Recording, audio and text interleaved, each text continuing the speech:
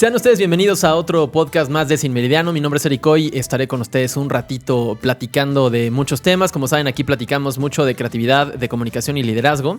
Y nos encanta tener también de invitados amigos de hace muchos años. Ese es el caso también de Miguel y Lalo. Ellos ahorita nos contarán quiénes son. Démosles chance de platicar su trayectoria. Bienvenidos sean a este podcast. Me da mucho gusto tenerlos aquí el día de hoy. Gracias, Eric. Gracias por invitarnos. Gracias a ustedes. Perfecto. A ver, Miguel, pues nos conocemos desde hace muchos años. Ya, entonces, casi 10 años más. No más, güey. Yo creo como 20, no sé. Sí, o sea, más sí o tiene un menos. montonal. Entonces, pero hemos pasado justo los dos por diferentes etapas. Ahora estás en Monodata, pero cuéntanos también un poquito de tu trayectoria hasta llegar acá, ¿no? Y también después que Lalo nos haga ese mismo favor. Pues bueno, como lo dices, nos conocemos de hace muchos años. En realidad, yo inicio pues en la música. Ahí como todo, cuando estás chavo y tienes el sueño de ser músico y todo eso. Inicio ahí tocando con algunos amigos. Estuvimos tocando algún tiempo. Grabamos ahí algunos demos, todo eso. Con The John, ¿no? Con The John Band. Y pues bueno, todo eso me llevó como a conocer todo este mundo. No necesariamente lo que estoy haciendo ahora, pero sí como a introducirme en toda esta parte de la música, la producción, conocer amigos que de repente hacían cine, que hacían radio. Y me empezaba a llamar mucho la atención, ¿no? Después cuando me salgo de la banda, decido, después de muchos años, terminar mi carrera. Y empieza mi tortuoso mundo por buscar trabajo en agencias, ¿no? Entonces ahí empecé a trabajar en algunas agencias. Tuve la oportunidad de trabajar también en cultura, en el gobierno de la ciudad, donde la verdad es que a pesar de que fue un rubro muy distinto a lo que yo hacía o estudiaba, me ayudó mucho a entender muchas cosas y sobre todo la parte más artística, por así decirlo, ¿no? Porque en el lugar donde trabajaba pues tenía mucha relación con gente de ese medio. ¿Qué estudiaste, Miguel? Yo estudié Mercadotecnia y Publicidad, cosa que después terminé odiando un poco. Pero a la larga después te sirve, ¿no? O sea, No, claro. uno después se da cuenta que sí sirvió, ¿no? Sí, claro. Al final creo que todo lo que haces y todo lo que haces vienes aprendiendo a lo largo del tiempo te funciona, ¿no? O más bien tienes que aprender a aprovechar esas herramientas que en algún momento aprendes. Y bueno, de ahí ya estuve trabajando en un par de agencias. Después de Secretaría de Cultura entro a una empresa que se llama Cocolab. Ahí estuve un rato y la verdad es que fue una aventura muy grande y creo que ahí conocí a muchos de mis mejores amigos actuales. ¿Qué hacen en Cocolab? También para dar un poquito de contexto. Es un estudio que se dedica a la cuestión de diseño de experiencias, hacen muchas cuestiones de interactividad, de cuestiones inmersivas, ya a un nivel internacional, ¿no? Entonces ahí conozco a Lalo, con quien pues, hacemos una muy buena amistad. Primero en cuestión de colaboración de trabajo, después en cuestión de amistad, de fiesta, de todo eso. Pero pues creo que los dos traíamos mucho inquietud de hacer muchas cosas por nuestra cuenta. Y ahí es cuando empezamos como a platicar sobre hacer cosas. Como todos empieza por una inquietud de mira, yo quiero hacer esto, yo quiero hacer lo otro. Y poco a poco empezamos a trabajar cosas por nuestra cuenta. Después nos dimos cuenta que éramos buenos trabajando juntos y empezamos ahí a hacer algunas cosas. Y pues bueno, dejo que Lalo él platique un poco de su experiencia. Con esa parte. Pues es una situación similar, la verdad. Estudié un poco de música. Después fui a la prepa justo a conocer amigos para hacer bandas. No estudié. Pero después me empezó a llamar más la atención la música electrónica y comencé a programar mis propios sintetizadores con programación, hacer como cosas con proceso de audio en tiempo real, tiempo digital.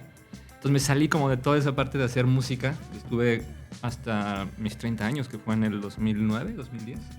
Fue cuando ya culminé. Después de eso, o sea, estuve mucho tiempo tocando en básicamente toda la República. Y al empezar a hacer música electrónica me clavo mucho en la programación porque no me gustaba como hacerlo siempre con los aparatos que ya existen o los presets, ¿no? Sino tenía como un poco de ideas de cómo poder sobrepasar cosas que ya existen. Y de ahí caigo en el arte sonoro. Entonces empiezo como a crear un label. Tenía un label de cassettes hace como 14 años también. Entonces editábamos bandas de ruido latinoamericano, de algunas bandas de Estados Unidos. Y así me fue aventando como para seguir conociendo a mucha gente. Y justamente una persona que estaba fundando Cocolab con otra persona. Entonces me invita a colaborar y me tocó a mí como esa expansión de Cocolab.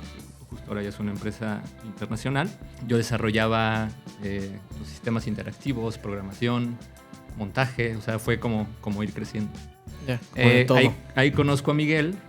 Yo nunca dejé de hacer música, dejé de tocar. Yo nada más de repente cuando me buscan lo hago, ¿no? Pero antes era, pues sí, como lo hacíamos todos, ¿no? Como estar ahí en eso, vivirlo, ¿no? Producir, sufrir sobre todo.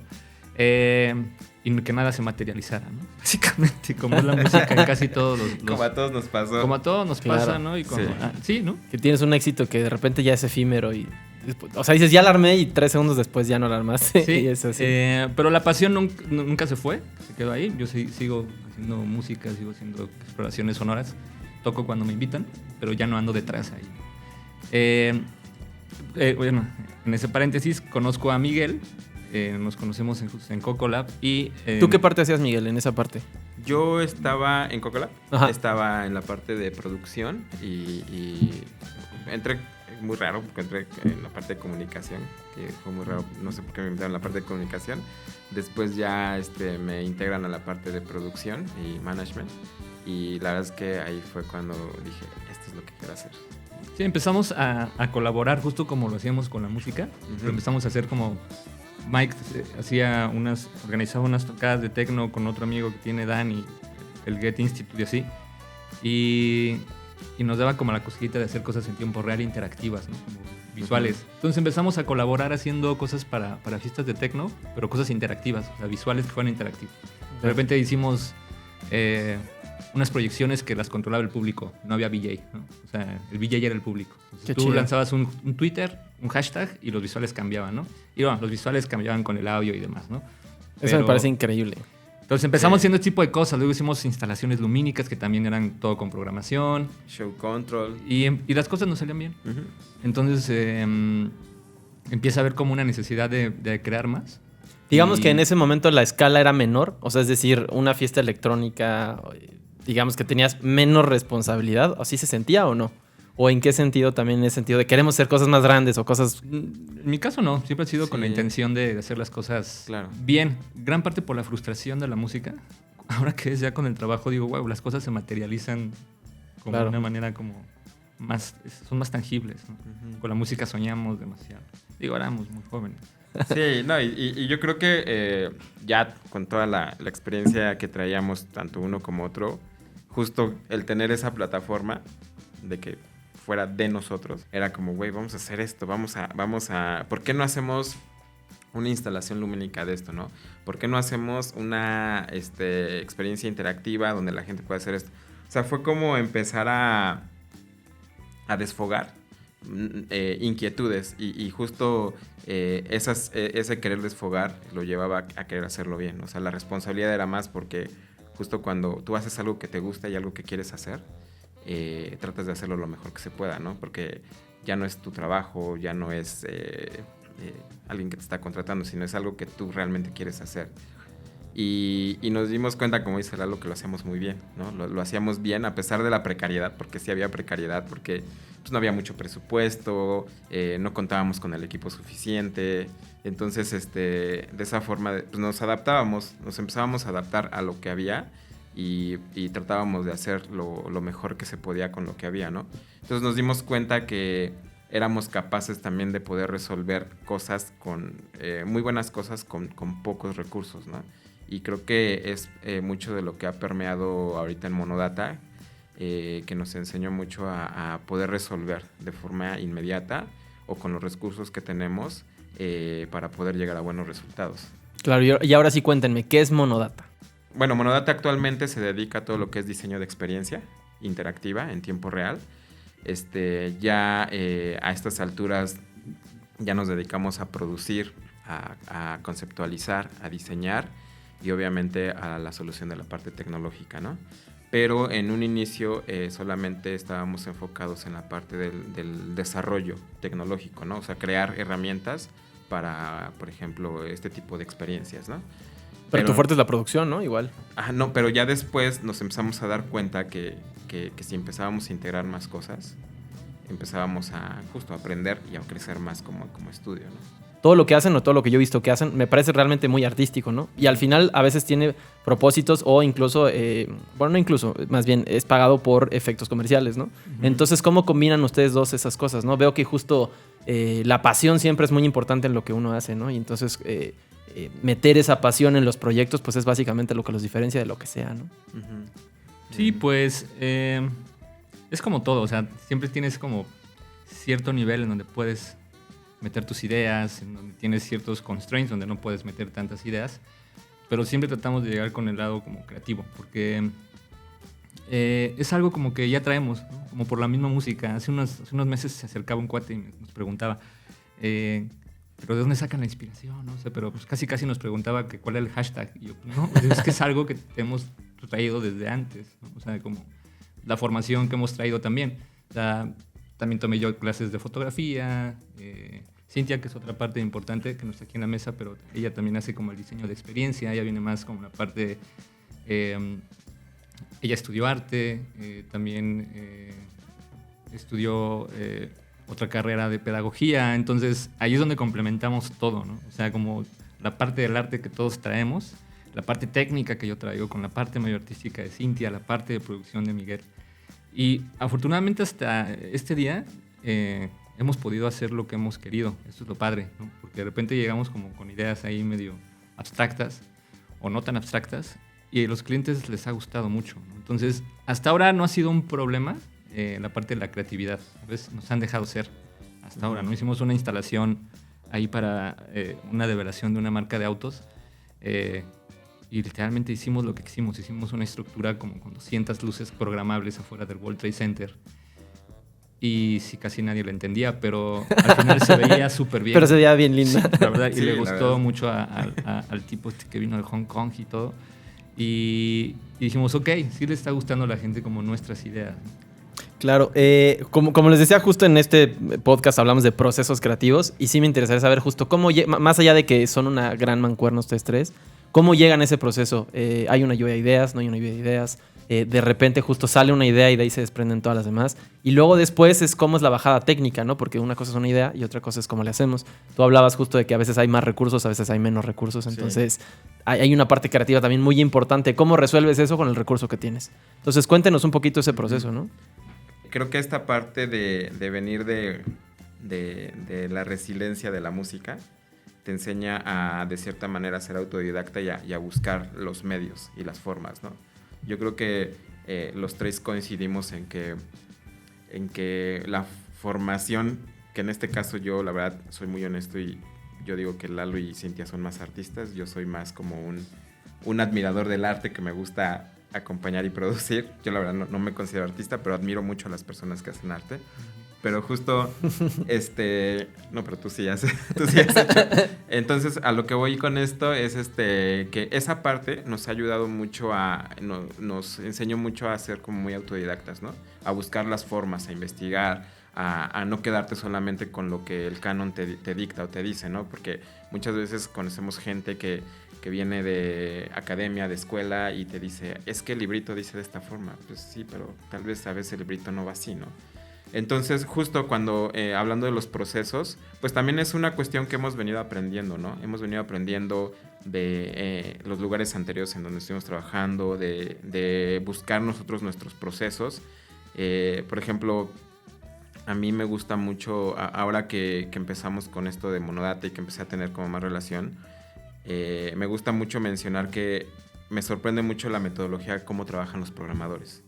Entonces, porque es un paso a paso, ¿no? Es un paso a paso y me gusta con mucho esa disciplina y tratamos mucho de adaptarla a los procesos de Monodata, que a veces no necesariamente tienen que ser como siempre son, pero sí tratamos que ir como acomodando esas piezas, ¿no? Entonces, somos un equipo que realmente no funcionamos como con un liderazgo de uno, sino más bien funcionamos como en el liderazgo de todos. Los tres opinamos, los tres discutimos y los tres hacemos una lluvia de ideas, ¿no? Obviamente, como todo equipo, hay puntos de vista encontrados, desencontrados, hay puntos de vista que se van por un lado o por otro, pero el resultado es que siempre llegamos a un consenso o un acuerdo donde eso nos ayuda como a fortalecer la idea y el proyecto, ¿no? No te podría hablar de tecnicismos porque no los hacemos, pero lo que sí hacemos es primero como entender la necesidad del cliente, entender sus deseos, sus sentimientos y obviamente sus recursos, ¿no? Y con base en eso empezamos a trabajar paralelamente las dos cosas, como la parte creativa con la parte de recursos tanto económicos como recursos materiales. Y de tiempo, ¿no? Y También. de tiempo, sobre todo de tiempos también, para poder llegar a ese objetivo. Tú, Lalo, bueno, más allá de estar de acuerdo con Miguel, justo cómo empiezas también a bajar ideas, ¿no? ¿Cómo empiezas a pelotearlas con tus compañeros? Pues son como procesos paralelos, ¿no? O sea, sí tenemos como ahí un pequeño protocolo para seguir, ¿no? Que es como primero discutirlo abiertamente, cada quien hace una fase como de investigación, ¿no? Llegamos a una fase en que mostramos referencias, ¿no? Y de ahí vamos desglosando, ¿no? Como qué parte podemos desarrollar tanto técnicamente, qué parte nos toca como de la parte creativa, porque hay veces que la parte creativa no nos toca hacer nada, ¿no? Hay veces que nos dicen necesitamos tal cosa, necesitamos que todo sea una realización técnica. Entonces viene la parte de realizar pura programación, toda la ingeniería y la parte de producción, ¿no? O hay veces que nos ha tocado generar puros contenidos, ¿no? Por ejemplo, para hacer video mapping en algún domo, ¿no? Entonces ahí no hay nada de interacción, pero se hace un contenido donde Cintia hace un guión, ese guión se pasa a los programadores, porque normalmente hacemos también el contenido con programación. No usamos tradicionalmente elementos de animación tradicional, o sea, tratamos de hacerlo todo con programación para poder tener el control hasta el último momento, ¿no? Eso ayuda mucho en los cambios, por ejemplo, ¿no? Entonces siempre es estar pensando como en la dualidad, ¿no? De cómo se va a ver bien, cómo no me voy a gastar tanto, cómo respeto los lineamientos de la marca, del cliente, ¿no? Y cómo me respeto yo, ¿no? Porque también creo que es una parte importante, o sea, que justo creo que es algo muy importante en el proceso que llevamos, es como aprender a respetar la chamba que hacemos por el cliente y por los demás, ¿no? O sea, no porque tengan un buen presupuesto o una mala idea, nosotros vamos a decir que sí, ¿no? O sea, siempre tratamos como de dar esta asesoría para poder darle lo mejor al cliente, porque pues luego llegan con ideas como medio raras, ¿no? Así como que quieren hacer en un pequeño planetita un universo, ¿no? Uh-huh. Y es como, no, mira, puedes hacer algo con recursos acotados que se vean de una buena manera, ¿no? Que te funcione de una buena manera. Entonces siempre es como estar buscando la dualidad. Lo padre es que nunca son iguales los proyectos, o sea, cada proyecto es diferente. Entonces nunca repetimos la parte técnica porque siempre los venues van a ser diferentes, ¿no? Entonces, claro. Son sí. varios los casos. En ese sentido nosotros nos sentimos muy identificados con eso porque nos pasa similar aquí en Sin Meridiano. Igual ahí nos llegan proyectos con recursos limitados, con ideas ya preconcebidas y pues hay que tener mucho tacto con el cliente justo para ofrecerle otras soluciones distintas, pero que le permitan también comunicar lo mismo de la mejor manera. Sí. Y eso pues también requiere una gestión ahí de cuentas, ¿no? De producción, de tu relación con el cliente, no nada más, obviamente no para no perderlo, sino todo lo contrario, ¿no? Para ganártelo. Sí, fíjate que en ese aspecto, por ejemplo, antes de la pandemia, nosotros somos un estudio que empezamos prepandemia y justamente pandemia nos tumbó muchos proyectos, ¿no?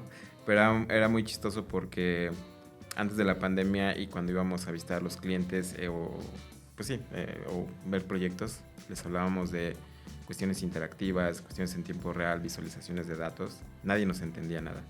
O sea, todos nos decían, ¿qué es eso? Es que eso no funciona, es que eso es muy caro, eso aquí no va a jalar. Y dentro de las pocas cosas buenas que la pandemia trajo fue la cuestión de la digitalización, mucho de las cosas desde el streaming hasta justo crear experiencias ya con otros recursos más tecnológicos, ¿no? Y nos daba mucha risa porque los mismos clientes que en algún momento nos habían dicho eso, ¿no? Regresaban a nosotros y nos decían, oye, es que quiero una visualización en tiempo real. ¿Y tú dónde lo aprendiste eso? ¿En dónde escuchaste eso, no? O sea, eso que te estábamos hablando hace 2, 3 años, ahora ya vienes y me lo pides. Y la verdad es que por fortuna pues empezamos a ver que la gente empezaba a buscar ese tipo de cosas, ¿no? Y realmente fue algo muy interesante y creo que ahora pues mucho del picar piedra antes, ahora ya se está viendo con muchos resultados, pero sí fue siempre manteniéndonos firmes sobre lo que nosotros hacíamos, lo que nosotros creíamos, ¿no? Porque de repente había gente que nos decía, es que ¿por qué no mejoras en esto? ¿Por qué no mejoras en otro? Decíamos, no, pues es que nosotros, esto es lo que hacemos porque eso es lo que nos gusta. Sí, ya somos como demasiado distraídos en lo que nos gusta hacer. Nos perdemos demasiado como para todavía estar como agarrando cosas de más, ¿no? Entonces, más bien lo que hacemos es filtrar. Ya. ¿Qué cosas no vamos a hacer? No queremos hacer todo, ¿sabes? Eso me encanta. Sí, O sea, o sea, la verdad es que filtramos sí. más como, más dedicado. Sí, no, eso me encanta. Oigan, y platícanme un poquito más de este proyecto que dicen que hicieron con una marca de autos. Me interesa mucho justo cómo llegaron a este concepto que en sus propias palabras no se entendía, pero pues asumo que en algún punto ustedes crean que sí se entendía o que querían dar a comunicar algo, ¿no? Entonces, platícanos un poquito de ese proceso, cuál era el brief del cliente y cómo llegaron a eso y cómo se veía, ¿no? Platícanos un poquito más, describan un poquito más ese evento. Realmente fue un proyecto que ni siquiera pensábamos que iba a suceder. O sea, es muy chistoso porque los proyectos más grandes que hemos tenido son proyectos que de un inicio pintaban a que no iban a suceder. Por la ambición del proyecto, por el presupuesto y porque el cliente estaba muy dudoso, ¿no? Entonces se acerca unos amigos que traían este cliente. Se pueden decir marcas, ¿eh? No me pasa nada. O si quieren, si no quieren también. Bueno, sí. O sea, se acercan y traían este proyecto para Kia. Porque hicieron no sé si se dan cuenta que cambiaron su logo y querían hacer como la nueva develación de este logo. Entonces, la idea del cliente era, quiero hacer algo tecnológico, que sea público y que parezca Mutec. O sea, que se parece al Mutec. Bueno, Entonces, para quien no sepa qué es el Mutec, cuéntanos un poquito qué es el Mutec, ¿no? Mutec es un festival que se hace en México. Bueno, es un festival que se hace en varias partes del mundo y tiene una sede en México. Una sede en México, que es el Festival de Música Electrónica y Arte Digital, ¿no? Pues entonces, pues uno de los festivales, por decir, emblemáticos durante mucho tiempo, que ha traído a algunos artistas interesantes, tanto de la música electrónica como del arte digital. Y bueno, esa era como la primicia del cliente, ¿no? Entonces, pues estuvimos ahí como peloteando muchas veces. Bueno, más bien en juntas con ellos, escuchándolos. Como que el cliente no sabía bien lo que quería, si quería un evento, si quería una instalación, no sabía. Entonces, ya después de deambular mucho tiempo, ya cuando veíamos el proyecto muy perdido, Lalo y yo nos pusimos a platicar y dijimos, a ver, lo único que podemos hacer es hacer lo que sabemos hacer. Y es mostrar una propuesta de una instalación de cómo nosotros creemos que puede ser esta instalación. Y fue desde decir en dónde tenía que ser, cómo tenía que ser y con qué recursos tecnológicos tenían que ser. Entonces, ¿Qué venue propusieron? La explanada del World Trade Center afuera. Okay. Que también fue ahí un reto bien interesante. Entonces, nunca habíamos hecho una instalación tan grande y que implicara construcción en espacio público, construcción efímera en espacio público. Entonces, pues empezamos a pensar primero qué queríamos hacer, cómo lo queríamos hacer, cómo podría ser, investigar materiales, recursos, todo. Y estuvimos como 2 noches, ¿no? Trabajando el render, todo eso. Lalo hizo un render, un video render en tiempo real. Y lo mostramos y le gustó mucho a la marca. Entonces ya después de ahí es una instalación que está hecha de layer, de andamio, literal de andamio, de construcción, porque queríamos darle un aspecto muy industrial, como de arquitectura expuesta, como lo puedes ver en algunas ciudades de Europa o de Estados Unidos, como que esta parte que le da esta identidad a las ciudades, ¿no?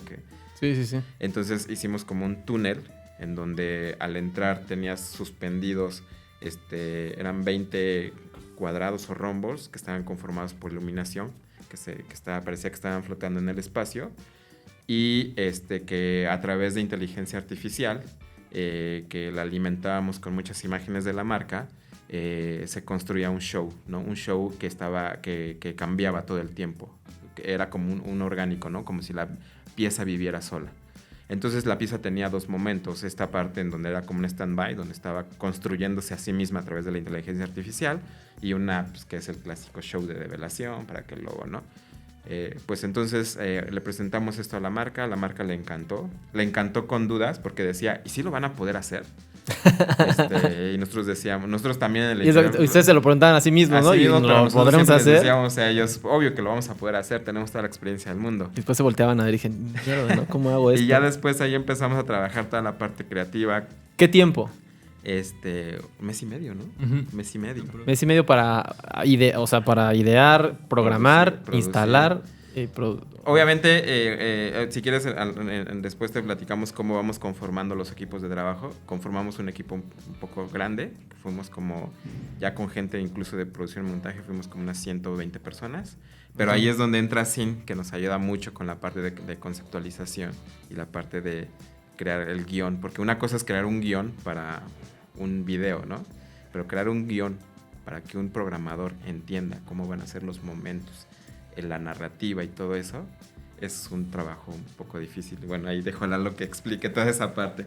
Sí, pues nos ha tocado justo como ir aprendiendo a manejar estos procesos, ¿no? En ese momento sabíamos que podíamos hacer eso sin ningún problema, honestamente. Pero justo no hubiera sido posible si no conjuntábamos fuerzas, ¿no? Porque necesitábamos justo en 45 días hacer todo. Entonces el guión se hizo como en 4 días, vino esa aprobación de ese guión y ya nos quedaba un mes. 41. Un mes. Y justamente fue ahí donde tuvimos que pues, hacer un sistema en tiempo real para que en cualquier momento que la marca quisiera un cambio, lo cambiamos en ese momento, ¿no? Incluso ya al llegar el día de la develación, pues querían que el logo durara un poco más y ese tipo de cosas que piden los clientes y que tú dices no se puede porque tengo que hacer un render. Pues en ese momento hicimos el cambio, ¿no? Y son cosas como que ya el cliente dijo, ya entiendo, es un sistema en tiempo real. Y ya fue como cuando entendí un poco cómo funcionaban las cosas, ¿no? Ya el mero día. Sí, ¿no? O sea, 2 minutos antes de que está padre, pero no se ve mucho mi logo. Necesito que te dé más tiempo. Lo hicimos rápido, ¿no? Pero siempre estamos como poniendo el ojo donde las cosas pueden fallar. No nos confiamos demasiado. Siempre hacemos un doble chequeo de las cosas que pueden fallar para que hasta ahora no nos fallen las cosas, ¿no? Digo, también son varios años ya de experiencia. Nos atrevemos justamente a proponer cosas que sí sabemos hacer. No nos gusta llegar y proponer cosas que vemos en una referencia de Pinterest o así. Básicamente lo hacemos en una etapa de investigación y desarrollo. Cuando no tenemos proyectos andando, hacemos investigación y desarrollo. Entonces ahí es cuando nosotros desarrollamos prototipos, desarrollamos herramientas con software, hacemos producciones que sabemos que después podemos escalar. Entonces en la oficina pues igual, armamos con andamios, cámaras, sensores, todo tipo de cosas para que en el momento que lleguen con alguna propuesta, poder mejorarla o poder adaptarla a lo que nos pide el cliente. Pero justo eso, es saber ofrecer lo que sí sabemos hacer, ¿no? No nos gusta mucho meternos en problemas. Pero se nos acercan mucho a pedir realidad virtual y ese tipo de cosas que viven en el teléfono y así, y es como que digo, no vamos. Tampoco te tanto por interesan ahí. mucho, ¿no? O sea, sí. las hacemos, ¿no? O sea, la verdad es que las sabemos hacer y las hacemos a veces para nuestras cosas, ¿no? O sea, el VR lo hacemos yo lo hago para experimentar, ¿no? Nunca lo he convertido en un producto. Se podría, pero no, justo lo hago más como para poder jugar en un entorno 3D. O lo conecto con los sintetizadores y estoy tocando los sintetizadores con el VR, o a veces, o sea, como hacer otro tipo de cosas, por si algún día llega esa necesidad. Tenerlos. La exploración nos ayuda mucho a aprender. ¿Qué tanto dedican a la exploración? 24/7. 24/7. Sí. Sí. Sí. La curiosidad, más que un trabajo, es como platicaba hace rato, ¿no? O sea, de lo que hacía en mi casa como un pequeño inventor, ahora lo hago en el trabajo, ¿no? Y ya llevo así 15 años.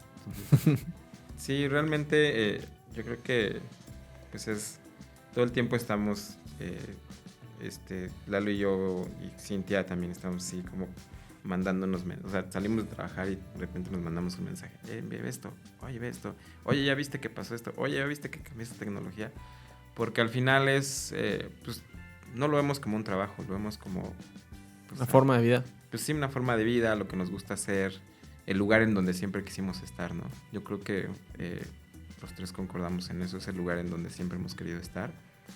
Y es como si te dieran tu propia cancha de fútbol y te sientas en lugar de ponerte a jugar, ¿no? Entonces nosotros decidimos ponernos a jugar. ¿Qué tanto sus ideas dependen de la tecnología? Y estoy hablando más bien justo como de los avances tecnológicos, ¿no? O sea, ¿hay alguna idea que se les haya ocurrido que ya no, ahorita no se puede hacer porque lo que quiero hacer no existe? ¿O lo tengo que desarrollar o lo que sea? O sea, ¿cuántas veces les ha pasado eso? Mucho. O sea, como... No sé, a mí me gusta tener como esta visión futurista. Sí, imaginar a Robotina, ¿no? Y sé que un día voy a ver una Robotina. Es como ahorita... Yo lo pienso, y bueno, los Jetsons, no sé si hay mucha audiencia, supongo que no conoce a los Jetsons. Los supersónicos. Los supersónicos. Pero ahora ya tenemos robotinas. No son como la tal robotina que parecía un bote de basura, pero ya están ahí. Yo cuando lo veía en la tele decía... Las videollamadas Las increíbles que en los veías en los Jetsons. supersónicos. Suena bien trillado, pero la neta es que ahí empezó como esto que preguntas, ¿sabes? Entonces, cada momento que estoy pensando algo, digo, puta, esto puede estar increíble. Y 2 meses después... sabes que ya hay alguien que lo pensó antes que tú y lo está desarrollando, ¿no?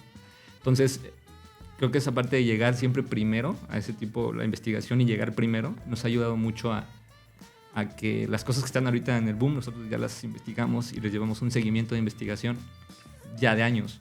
Por ejemplo, que ahorita que la inteligencia artificial está de moda, cuando hicimos esto de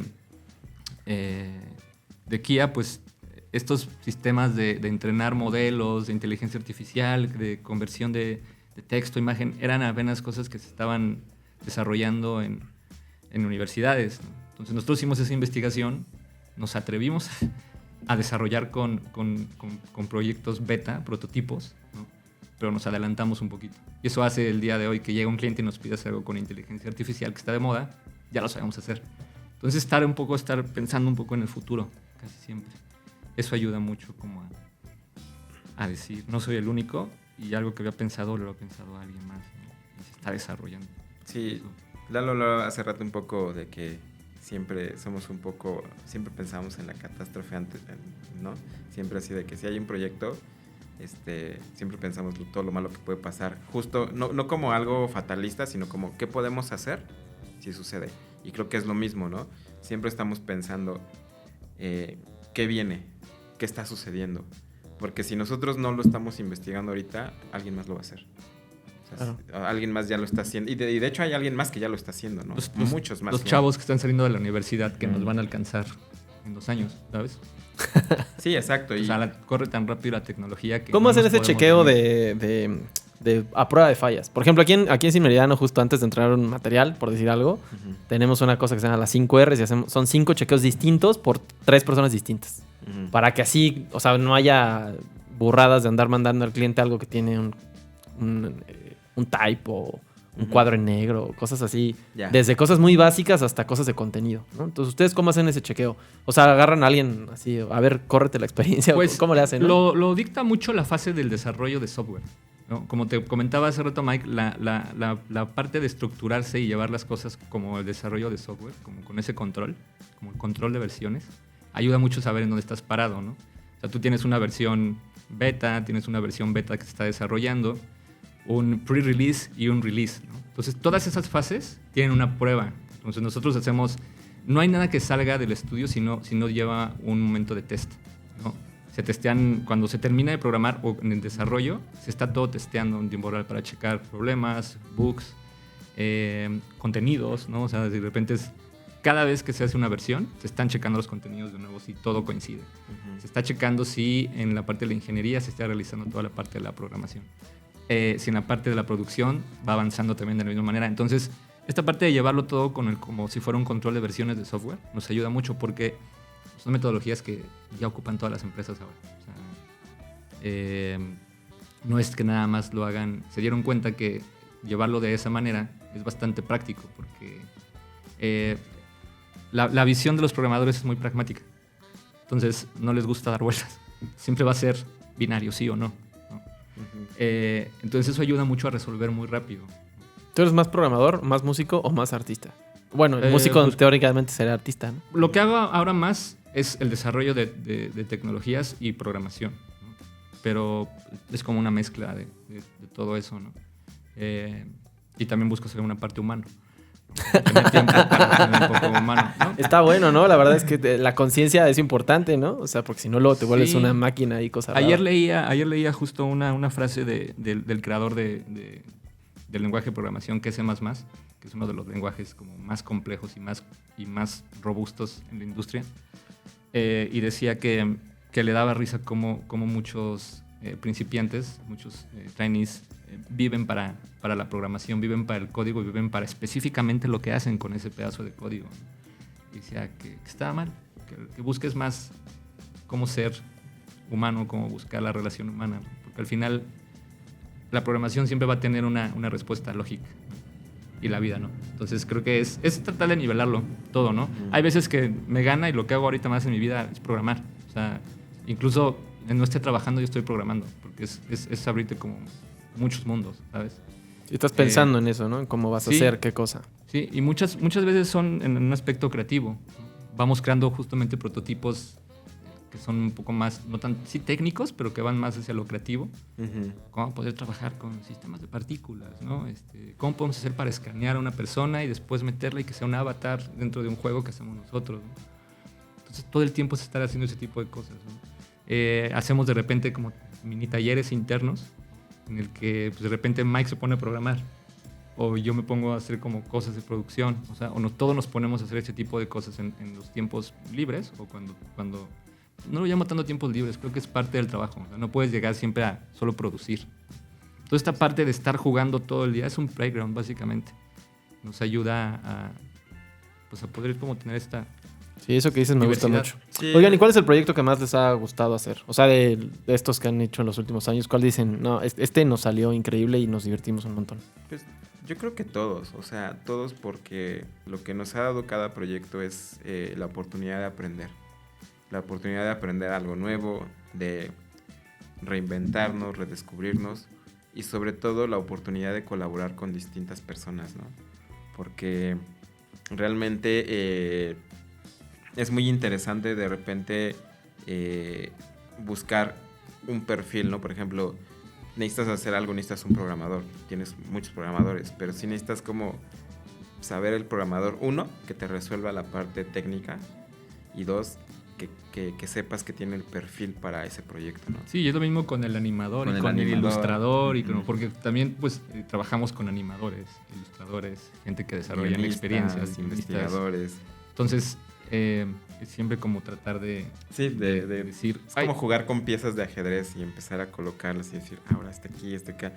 Y creo que lo que nos ha ayudado mucho a Eduardo y a mí es que nos ha ayudado mucho a entender la parte de poder liderear, no desde la parte de como un líder de a mí me hacen caso, sino como un líder de decir, a ver, ¿cómo podemos integrar a estas personas y cómo podemos transmitirles a ellos, uno, el objetivo y dos, la pasión por esto, ¿no?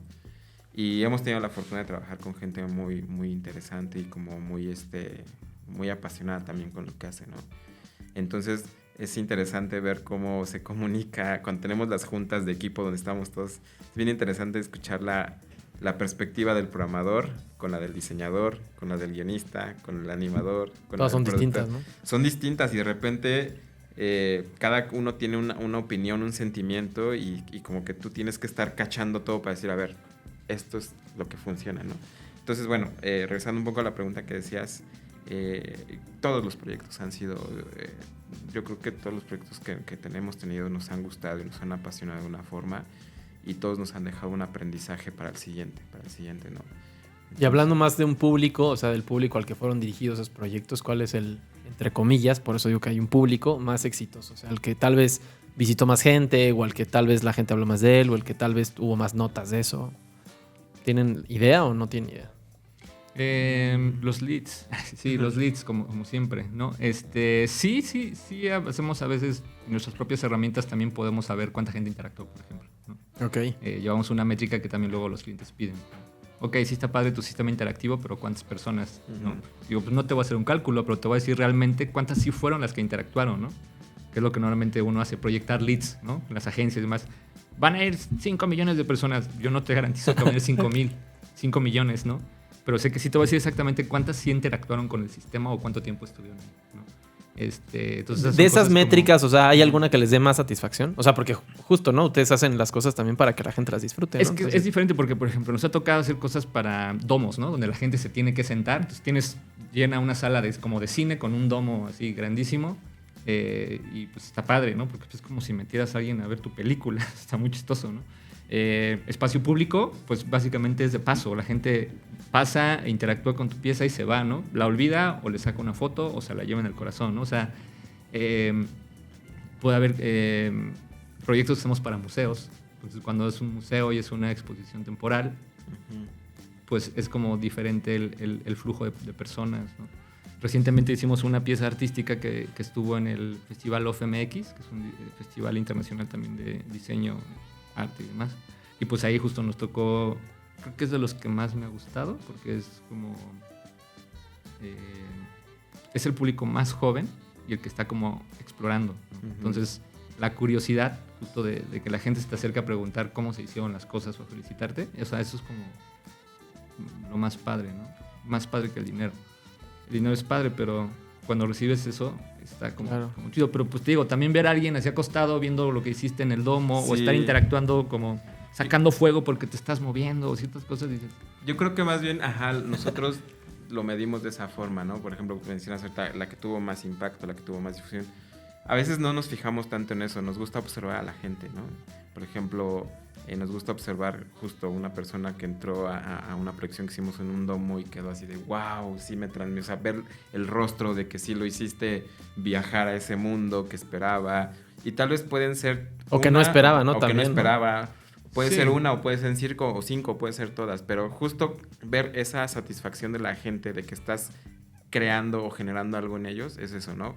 O por ejemplo, lo que dice Lalo, ¿no? Alguien que llega y ve tu instalación, que ya es una pieza más artística y que te dice, está chingón, está increíble, como lo hiciste, o te dice, oye, me gustó y me inspiró para hacer algo. Esas cosas yo creo que más son las que nos motivan, porque justo es como una de parte de los objetivos de nuestro estudio, ¿no? Crear experiencia, crear experiencias impactantes, ¿no? Y que, digo, no me gustaría decirlas y no me gustaría decir inolvidable, pero sí por lo menos que la gente se pueda llevar algo, ¿no? Más allá de los leads, más allá de la difusión, que es importante a una escala más de negocio. Sí. Pero cuando la gente se lleva algo emocional, es cuando dices, lo hicimos bien, ¿no? Sí, normalmente en los procesos siempre tenemos una hipótesis de usuario en cada proyecto, claro, ¿no? Uh-huh. O sea, Cintia define la hipótesis del usuario, cómo puede actuar, cómo puede interactuar o cómo no puede interactuar, pero a veces ya en la ejecución te das cuenta, mira, ¿qué pasa otra cosa? ¿Me equivoqué Uh-huh. o sí funcionó, ¿no? Yeah. Entonces, pero igual sí la equivocación puede ser padre, ¿no? Porque puede ser algo que no te esperabas, pero que igual fue increíble. Claro, ¿no? sí. Sí, hasta la forma de colocar un botón, ¿sabes? O sea, desde eso hasta cómo iluminar. Yo fui a una experiencia en un museo en Viena, el Museo de la Música. Y a mí me impactó mucho porque era muy, llamémosle, entre comillas, simple, básica. Pero era entrar a un salón y entonces tenías que poner tus ojos en una como especie de burbuja. Uh-huh. Y entonces armabas con tus manos dentro de esa burbuja como texturas, ¿no? O sea, ibas como eligiendo texturas y luego ibas moviendo los dedos de cierta manera que ibas generando como esferas. Ya. Y entonces tú hacías esas esferas y decías, bueno, chido las esferas, ¿no? Pones como... que eran además como móviles, ¿no? O sea, como que hacían pues como cosas, ¿no? Vivas, como ustedes también Uh-huh. las programarían, ¿no? Cosas así. Pero de repente salías del otro lado y esas esferas se habían ido a un domo, en donde en el domo, o sea, era un salón con unos puffs así enormes y tú podías acostarte a ver cómo con la música que ibas haciendo uh-huh. iban interactuando tus propias esferas. Órale. Y entonces yo ahí me quedé como 30 minutos. Cuando me di cuenta de cuánto tiempo había pasado, me había impactado mucho porque justo, o sea, era algo muy, entre comillas, simple, ¿no? O sea, claro. Pero era muy lindo, ¿no? O sea, era muy lindo de verlo, era muy lindo. La propia experiencia de acostarte, hacer sonidos, que fueran interactuando las cosas estas. Y que además la gente que iba entrando iba como que rebotando nuevas formas que interactuaban con las tuyas. Uh-huh. Estaba muy lindo. Sí, o sea, creo que eso es lo padre de las cosas que hacemos, que realmente todo el tiempo estás pensando en el usuario, el visitante como el principal protagonista, ¿no? Entonces está divertido porque muchas veces tú tienes una perspectiva, él tiene una perspectiva, pero justo como le decía Lalo, el crear perfiles y pensar, y no crear perfiles como lo hacen, ¿no? Demográficos, como lo suelen, pues, digo, por eso yo terminé odiando mucho la mercadotecnia, porque era, y es esto, sino perfiles en donde qué va a hacer, cómo se va a parar, cómo se va a comportar, si es un niño, si es una niña, si es una señora, o sea, como pensar cómo se va a comportar la persona en el espacio y cómo el espacio, cómo él va a convivir dentro del espacio y qué pasa si da un paso y pisa algo y qué pasa si se mueve hacia acá. O sea, como que ya ver, digo, tú perfectamente lo sabes, como ver toda la escena. Sí, sí. Es como decir, órale, ya empiezas a imaginar y a construir y son retos y son procesos muy divertidos, ¿no? Y te digo, y creo que es como mucho de lo que nos gusta de nuestro trabajo, es como pensar mucho cómo el usuario puede pasársela bien. ¿Qué tantas empresas hay así en México? Bueno, porque ustedes mencionaron Cocolab, que debe hacer algo de esto también. Están ustedes, o sea, ¿qué tanto, pues es, digo, más de que se consuma, aunque también creo que todavía no se consume tanto, ¿qué tantas empresas? Hay pocas empresas sí en el rubro. Hay estudios que están como justamente en la misma etapa que nosotros, ¿no? Como de explorar. Pero yo creo que esas empresas ya vienen con los chicos que están saliendo de la universidad este semestre, ¿sabes? O sea, ellos ya están preparados. Ya hay chicos en México que me ha tocado ver que están saliendo de escuelas como Centro, así que ya los veo preparados para empezar a trabajar, ¿sabes? Empezar a hacer estas cosas y crear una industria, ¿no? Yo siento que es una industria que está como creciendo, ¿no? Que obviamente está liderada por ciertas empresas que han abierto mucho camino en México, porque es chistoso, porque me ha tocado en Europa y veo que suceden más este tipo de cosas interactivas. Voy a Estados Unidos y no las veo tanto más que en los centros de experiencia, ¿no? Pero verlas como en cualquier tipo de evento. Nos tocó ir a un festival a Estados Unidos, que también me ha tocado estar en Europa, y digo, no tiene nada que ver. O sea, este festival solamente tiene así como 3 stands, uno es de ropa, uno es de otra cosa y así. Sí. ¿Qué festival? El Sonar. No, Primavera Sound. el Primavera El Sound. Primavera Sound. Primavera Sound. Sí, el famoso, el de España, ¿no? Sí. Ajá. Y no, pues son como formatos diferentes. Aquí en México ha costado como mucho poder como... Bueno, nos costó hace unos años como lanzarlo ya como marca, porque justamente como decía Mike, llegabas y lo practicábamos a las agencias y nos decían, está bien padre, ¿no? Pero ¿qué es eso? Sí lo saben hacer. Así, entonces había mucho como escepticismo, ¿sabes? Entonces nos ha tocado mucho, por ejemplo, recoger cosas que otros tiran. O sea, muchos de los clientes que nos han buscado es porque hay un estudio que nos iba a hacer tal cosa, pero pues nada más hizo como la parte gráfica, ¿no? Íbamos a hacer un piso interactivo, pero pues, al final quedó como un prototipo, ¿no? Entonces, habemos muchos como tratando de estar en el rubro. Unos ya funcionan como empresas, como Cocolab, que ya son proyectos internacionales, ¿no? Hay estudios como nosotros, ¿no? Que están en el proceso de crecer.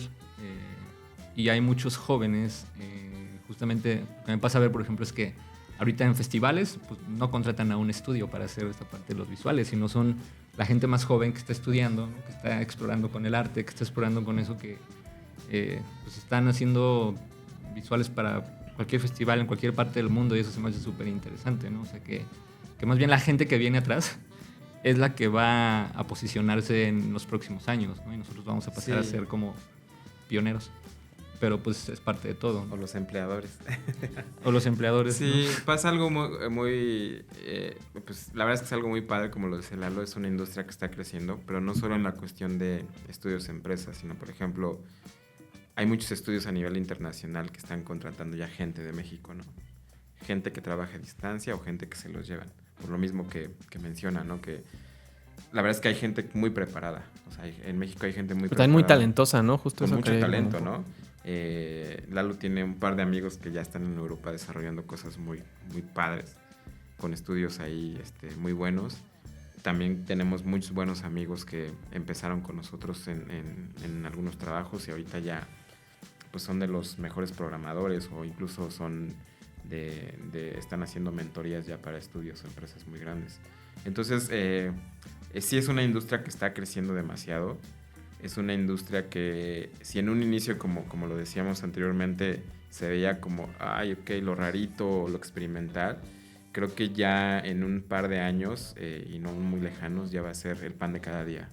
O sea, nos pasa mucho que vemos agencias que de amigos que conocíamos que eran agencias muy grandes y lo hemos platicado y decimos, si ellos no empiezan a cambiar su visión, los van a rebasar. Entonces, esto ya no es algo para alguien que se especialice, sino es algo que toda la gente va a tener que estar hablando en un momento de esto siempre. Si te dedicas a la comunicación, a la publicidad o a la parte de diseño de experiencia, es algo que tienes que saber, por lo menos entender qué es, ¿no? Como ahora todos hablan de la inteligencia artificial, ¿no? Y creo que es hacia donde va, y por eso creemos que la industria pues va a agarrar mucho auge, y sobre todo aquí en México, ¿no? ¿Y ustedes a dónde van? ¿Qué quieren seguir haciendo? O sea, ¿quieren crecer al nivel, no sé, Cocolab, o más bien quieren seguir también teniendo un poco más de control en sus proyectos? Porque también obviamente cuando eres más grande, el control se va perdiendo de a poquito, ¿no? Entonces... Sí, claro. Sí. Sí, en cualquier momento. Pues eso siento que el tiempo lo dicta, ¿no? O sea, como que sí hay metas como de cómo ir creciendo, vamos creciendo, pero siempre como con la vista en enfrente, ¿no? Como tratar de decir, pues, vivir en el presente, ¿no? Estamos en el presente, sí. Y eso es lo que ha ayudado como a construir, ¿no? Entonces a mí me gusta mucho pensar en eso, en lo que estamos haciendo ahora, para sé que si seguimos como estamos ahora podemos seguir creciendo más. Sí, yo creo que más que pensar en una visión de crecer como empresa, que digo, te va llevando, es hacerlo como lo hemos venido ahorita, ¿no? O sea, crecer en cuanto el tipo de proyectos, ¿no? O sea, no es lo mismo los proyectos que estamos desarrollando ahorita a los que estábamos haciendo antes, ¿no? Entonces, nuestra tirada nunca, cuando empezamos Lalo y yo, nunca dijimos, ay, vamos a tener una gran empresa, sino siempre fue decir, hay que hacer grandes proyectos. Sí. Hay que hacer grandes proyectos y que sean siempre que nos rete y que nos lleven más y más y más. ¿Y cuál es el proyecto sueño de ahorita? O sea, si yo les preguntara, te doy toda la lana que quieras para hacer un proyecto, ¿tienen alguno? Así que digan, es que no lo hemos podido hacer por bla, bla, bla. Yo seguir produciendo en 30 años, pero algo totalmente diferente. Así, no me gustaría seguir en lo mismo en 15 años, no me gustaría estar en esto, ¿no? Así como los primeros años de mi vida fue con la música, ahora está haciendo con esto. No sé qué viene. Quiero hacer cine. Siempre quise hacer cine de niño, pero no sé nada de cine. Ah, bueno, vente para acá. Ya sé que tú haces cine. Siempre he querido hacer cine. Y la verdad ahorita lo pienso mucho. Mucho, mucho, mucho. Entonces no sé si lo que sigue sí, sea hacer cine en algún momento en mi vida, pero en este momento, pues nada, creo que es estar... Pues yo creo que como estudio sí podría ser como empezar a generar nuestros propios productos, y productos me refiero a poder crear nuestros propios centros de experiencia, ya con el sello de Monolab. Ah, eso estaría increíble, ¿no? O sea, nosotros crear nuestros centros de experiencia con nuestras propias temáticas, nuestras propias narrativas, y crearlos ya como proyectos propios, y que eso sea más bien el eje que mantenga Monodata, ¿no? O sea, sabemos que los clientes son importantes, sabemos que las marcas que te dan trabajo son importantes, pero lo que queremos, como dices, es tener control de lo que nosotros hacemos y creamos. Y está resultando, es un modelo que está resultando en muchos países con estudios, en donde llegan y dicen, este es mi proyecto, esta es mi experiencia, si a ti te interesa. ¿Y en las instancias culturales hay fondos, recursos, estímulos para este tipo de cosas? ¿Os han averiguado esa parte? Sí los hay, pero a un nivel muy básico, ¿no? O sea, a un nivel más de como artista, como creador, ¿no? Como creador. Pero pues honestamente, como lo decía Lalo, es una etapa que ya vivimos, ya no. Claro. Ya no. Sí, ya nos tocó pedir becas. Sí, entonces creo que ahorita estamos en un proceso más de entender que el trabajo que hacemos es para aprender, para crear, pero también para capitalizar. Y porque también las ambiciones, justo con lo que te comentaba hace rato, pues es eso, ¿no? Es volvernos dueños de nuestros propios proyectos y nuestros propios conceptos. Perfecto, chicos. Pues les agradezco mucho el haber participado el día de hoy en el podcast de Sin Meridiano. La verdad es que la plática me gustó mucho. No sé ustedes qué opinen. No, muchas gracias. La verdad es que veníamos un poco nerviosos, pero estuvo muy, muy ameno. No, siempre el chiste es tener una plática de amigos y que esté, pues que fluya, ¿no? O sea, esa es la idea. Y yo les agradezco mucho que se hayan tomado el tiempo de venir muy y cómodo, que nos hayan platicado de de todo lo que hacen en Monodata. A mí la verdad es que me raya siempre todo lo que hacen. Gracias. También gracias siempre que... bueno, no siempre, pero algunas invitaciones que nos has dado. Siempre los invitamos. Siempre nos invitamos, no siempre podemos ir, pero pero les agradezco de verdad mucho que hayan venido a los tres. ¿Por qué no le pusimos microfonito a ella, ves? No sabía si iba a venir o no. Bueno, pero bueno. Siempre sí vino. Perfecto. Bueno, pues les agradezco mucho y a todo nuestro público, pues los esperamos en una nueva edición del podcast de Sin Meridiano. Mi nombre es Eric Hoy y nos vemos pronto. Bye.